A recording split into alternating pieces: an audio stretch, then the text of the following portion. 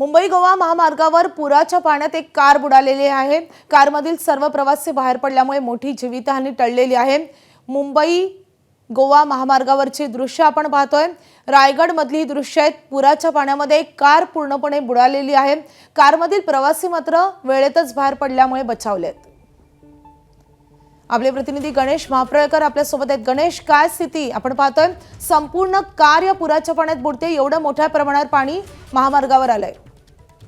माधवी, नक्कीच रायगडच्या उत्तर भागामध्ये सध्या मुसळधार पाऊस कोसळतोय आणि याचा जर परिणाम आपण बघितला तर कालपासून उत्तर रायगडमधल्या अनेक महामार्गांवर आहे ते पाणी आहे आणि त्यामुळे या पाण्याचा जो फटका आहे तो वाहतुकीवर देखील झालेला आहे। आता सध्याची ही आपण जी व्हिडिओ जर बघितली तर त्या माध्यमातून आपण वाकण जो फाटा आहे, जो पाली खोपोली मार्गाला कनेक्ट आहे, त्या मार्गावर सध्या मोठ्या प्रमाणात पाणी साचलंय। कारण आजूबाजूच्या परिसराला जी आंबा नदी आहे त्या नदीनं घेराव घातलाय आणि त्यामुळं ही कार आहे ती या पुराच्या पाण्यात अडकून पडली आणि सध्या या संपूर्ण कारचा जो अर्धा भाग आहे तो पाण्याखाली गेल्यामुळे आता ही कार आहे ती हळूहळू बुडत चालली आहे। मात्र ज्या कारमध्ये प्रवास करणारे ते प्रवासी होते त्यांनी प्रसंगावधान राखत या ठिकाणी वेळेत त्यातनं उतरणं आहे ते पसंत केलं आणि त्यामुळं त्यांचा जीव देखील वाचलेला आहे। आणि आपण बघितलं तर पावसाचा जोर आहे तो वाढत चाललेला आहे। आपण उत्तर रायगड मधला जर विचार केला तर त्या वाकण आणि सुकेली खिंडी मधल्या जिंदाल कंपनीजवळ मोठ्या प्रमाणात पाणी साचलंय कालपासून आणि त्यामुळं मुंबईकडून कोकणाकडे येणारी जी वाहतूक आहे ती कालपासूनच ठप्प पडली आहे।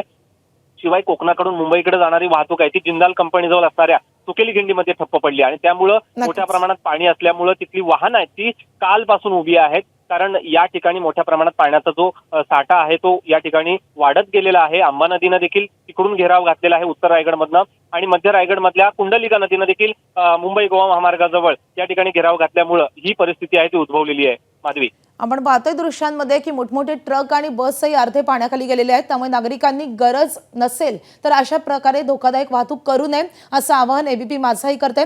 गणेश, धन्यवाद या सगळ्या सविस्तर माहितीसाठी।